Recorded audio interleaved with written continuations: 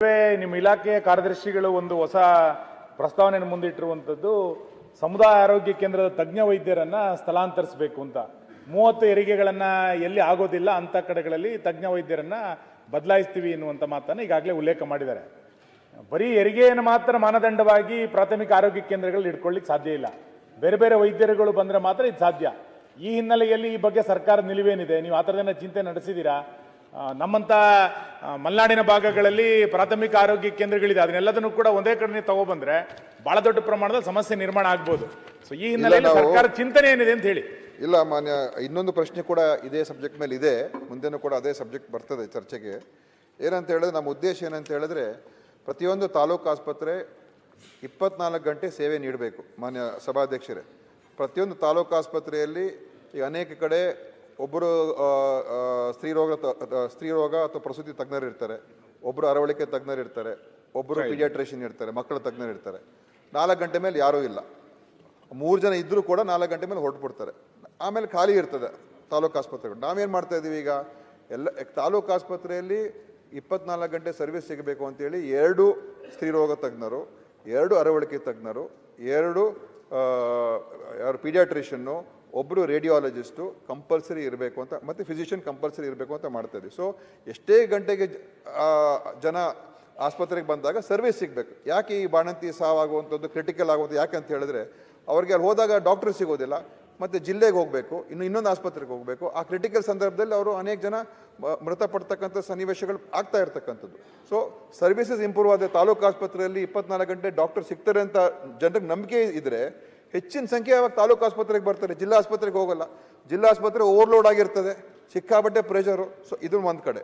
CHCಗಳಲ್ಲಿ ಎಲ್ಲಿ ಪರ್ಫಾರ್ಮೆನ್ಸ್ ಭಾಳ ಕಮ್ಮಿ ಇದೆ, ಅಲ್ಲಿ ನಾವು ಅಲ್ಲಿ ಗೈನಕಾಲಜಿಸ್ಟ್ ಏನೋ ತೆಗೆದ್ರೆ ಅವ್ರ ಬದಲಿ ನಾವು ಅವ್ರಿಗೆ ಅಡಿಷನ್ ಆಗಿ 2 MBBS ಡಾಕ್ಟರ್ಸ್ ಕೊಡ್ತೀನಿ. ಸೊ CHCಗಳಿಗೆ 4 ಗಂಟೆ ಮೇಲೆ ಅದು ಬಂದು, ಸೊ ಈಗ ನಾನು 3 MBBS ಡಾಕ್ಟರ್ಸ್ ಕೊಡುವಂಥ ಕೆಲಸ ಮಾಡಿ CHCಗಳು ಕೂಡ 24/7 ನಡಿಬೇಕು. ಎಷ್ಟೇ ಗಂಟೆಗೆ ಹೋದ್ರೂ ಕೂಡ ಒಬ್ಬ MBBS ಡಾಕ್ಟರ್ ಇರಬೇಕು, ಅಟೆಂಡ್ ಮಾಡಬೇಕು. ಯಾಕಂದರೆ ಬೇಸಿಕ್ ಸರ್ವಿಸಸ್ ಎಲ್ಲ ಕೊಡ್ಬೋದು. ಮತ್ತು ಅಲ್ಲಿ ಒಬ್ಬ ಫಿಸಿಷಿಯನ್ ಕೂಡ ಹಾಕ್ತೀವಿ. ಫಿಸಿಷಿಯನ್ ಇರೋದ್ರಿಂದ ಅವರು ಸ್ಪೆಷಾಲಿಟಿ ಸರ್ವಿಸಸ್ ಕೂಡ ಕೊಡ್ತಾರೆ. ಸೊ ಈ ಥರ ಮಾಡಿ ನಾವು CHC 24/7 ನಡಿಬೇಕು, ತಾಲೂಕು ಆಸ್ಪತ್ರೆ 24/7 ನಡಿಬೇಕು. ಈ ಒಂದು ಮಾನದಂಡದ ಅಡಿಯಲ್ಲಿ ನಾವು ಈ ಒಂದು ಪರಿಷ್ಕರಣೆಯನ್ನು ಮಾಡ್ತಾ ಇದ್ದೀವಿ. ಎಲ್ಲಿ ಒಳ್ಳೆ ಸೇವೆ ಈಗ ನೀಡ್ತಾ ಇದ್ದಾರೆ ಅಲ್ಲಿ ಎಲ್ಲೂ ನಾವು ಡಿಸ್ಟರ್ಬ್ ಮಾಡೋಕ್ಕೆ ಹೋಗೋದಿಲ್ಲ. ಈ ಪ್ರಕಾರ ಮಾಡ್ತಾ ಇದ್ದೀವಿ. ನಿಮ್ಮ ಚಿಂತನೆ ಸರಿ ಇದೆ, ನೀವು ಆ ಇಲಾಖೆ ನಡೆಸಿದ್ರಿ. ತಾಲೂಕು ಹೆಡ್ ಕ್ವಾರ್ಟರ್ ಹಾಸ್ಪಿಟ್ಲು ಚೆನ್ನಾಗಬೇಕು, ಫುಲ್ ಸ್ಟ್ರೆಂಥನ್ ಆಗಬೇಕು ಅಂತ ನಿಮ್ದೇನು ಚಿಂತನೆ ಇದೆ ಅದ್ರ ಬಗ್ಗೆ ನನ್ನ ಸ್ವಾಗತ. ನೀವು ಅದನ್ನ ಯಾವುದೋ PHC ಇಂದ ತೆಗೆದು ತಾಲೂಕು ಹಾಸ್ಪಿಟ್ಲಿಗೆ ಕೊಟ್ಬಿಟ್ರೆ PHCಗಳ ಕತೆ ಏನಾಗಬೇಕು? ನಂಬರ್ 1. ಎರಡನೇದು, CHCಗಳಲ್ಲಿರುವಂಥ ತಜ್ಞ ವೈದ್ಯರುಗಳನ್ನ ಅಥವಾ ಸ್ತ್ರೀರೋಗ ತಜ್ಞರನ್ನ ವ್ಯತ್ಯಾಸ ಮಾಡ್ತೀರಿ ಅಂತ ಹೇಳ್ತಾ ಇದ್ದೀರಿ. ನಾನು ಉದಾಹರಣೆಗೆ ತುಂಬ ಬೆಳೆಸ್ಲಿಕ್ಕೆ ಹೋಗಲ್ಲ. ಈಗ ನಮ್ಮಲ್ಲಿ ಹೊಸ ತಾಲೂಕುಗಳ ರಚನೆ ಆಗಿದೆ.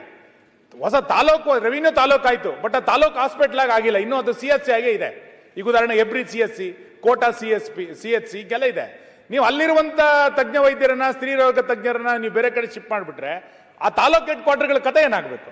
ಸೊ ಈ ಹಿನ್ನೆಲೆಯಲ್ಲಿ ಸ್ವಲ್ಪ ಮರುಚಿಂತನೆ, ಸ್ವಲ್ಪ ಚರ್ಚೆ ಆಗಬೇಕು ಇದ್ರ ಬಗ್ಗೆ. ಚರ್ಚೆ ಮಾಡೋದಕ್ಕೆ ತಯಾರಾಗಿದ್ದೀವಿ. ಈಗ ನಾವೀಗ ಚರ್ಚೆ ಮಾಡಕ್ಕೆ ತಯಾರಾಗಿದ್ದೀವಿ. ಮಾನ್ಯ ಸಭಾದ ಇದ್ರ ಬಗ್ಗೆ ಚರ್ಚೆನೇ ತಗೊಳ್ಳಿ. ಇಲ್ಲ, ಈಗ ನಿಮ್ಮ ಅಡ್ಮಿನಿಸ್ಟ್ರೇಟಿವ್ ವಿಚಾರದಲ್ಲಿ ತಾವೆಲ್ಲೊಂದು ವಿಚಾರ ಇದೆ, ಮತ್ತು ಪ್ರಾಕ್ಟಿಕಲ್ ಎಲ್ಲ ಅದಕ್ಕಾಗಿ ನೀವು ಕಿಲೋಮೀಟರ್ ಫಿಕ್ಸ್ ಮಾಡಬೇಕು. ಇಫ್ ಇಟ್ CHC ಒಂದು ತಾಲೂಕು ಆಸ್ಪತ್ರೆಯಿಂದ CHC ಒಂದು 25 ಕಿಲೋಮೀಟರ್ ವ್ಯಾಪ್ತಿಯಲ್ಲಿದ್ದರೆ ಆವಾಗ ನಿಮ್ಮ ಇದನ್ನು ಇಂಪ್ಲಿಮೆಂಟ್ ಮಾಡಲಿಕ್ಕೆ ಯಾಕೆ ನಮ್ಮ 108 ಆಂಬ್ಯುಲೆನ್ಸ್ ಇದೆ, 10-20 ನಿಮಿಷ ಹೋಗಿ ಮುಡ್ತದೆ.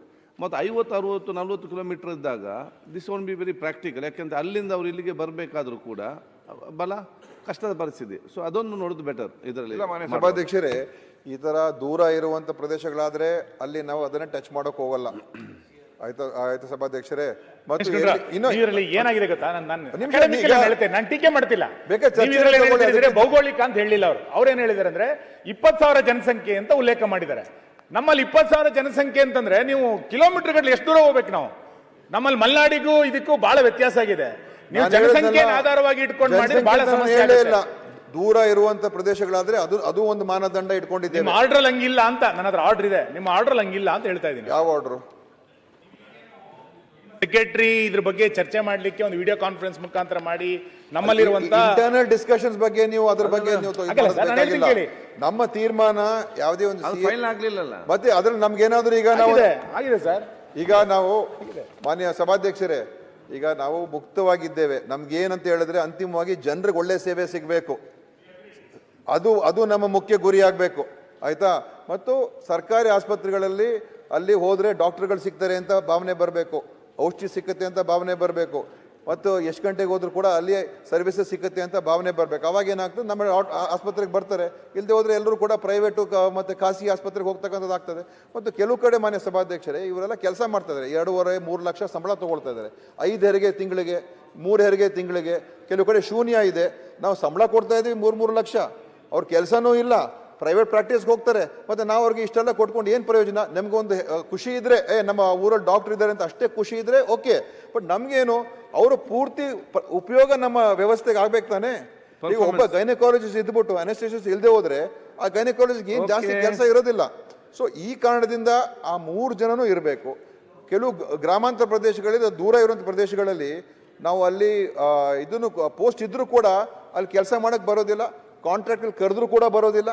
ಸೊ ಈ ಪರಿಸ್ಥಿತಿಗಳಿದೆ. ಸೊ ಇದೆಲ್ಲ ನೋಡ್ಕೊಂಡು ನಾವು ಇದೊಂದು ಪ್ರಯತ್ನ ಮಾಡ್ತೀವಿ. ಅದನ್ನೇನಾದ್ರೂ ಹೆಚ್ಚು ಕಡಿಮೆ ಆದ್ರೆ ನಾವು ಅದನ್ನ ಬದಲಿಸೋದಕ್ಕೂ ಕೂಡ ನಾವು ತಯಾರಾಗಿದ್ದೇವೆ. ನಾವೇನು ಹಠ ಹಿಡಿದು ಏನು ಮಾಡ್ತಾ ಇಲ್ಲ ಸುನಿಲ್ ಅವರೇ. ನಮ್ಮ ಒಂದು ಪ್ರಯತ್ನ ಸುಧಾರಣೆ ಮಾಡಿದಾಗ ಹೋದಾಗ ಏನಾಗ್ತದೆ, ಕೆಲವು ಸಮಸ್ಯೆಗಳು ಉದ್ಭವ ಆಗ್ತದೆ.